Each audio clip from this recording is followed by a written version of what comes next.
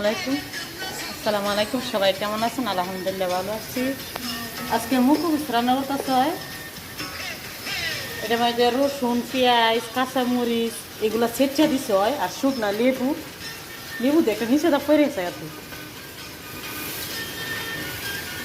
শুকনা লেবু আর এই জায়গায় চাউল ভিজায় রাখছে, পুদিনা পাতা, রসুন, পেঁয়াজ এগুলো ছেঁচে দিতে হয়।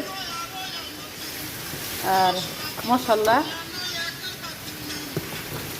আর মুরগিগুলো বাজিয়ে দিচ্ছে, বাঁচতে হয়। আর আমি ওই দিকটা লাল চাওয়ালের কাছে পুদিনা পাতা দিয়ে আর পেঁয়াজ বাজিয়ে লইছে হয় দিয়ে আমরা আমি লাল চাওয়ালের কাছে আমরা পুদিনা পাতা দিব। এগুলো খাওয়া অনেক উপকার। এটা তো ফিরাইতে চাইল মা, এর মধ্যে আবার আজকে তেজপাতাও দিছে।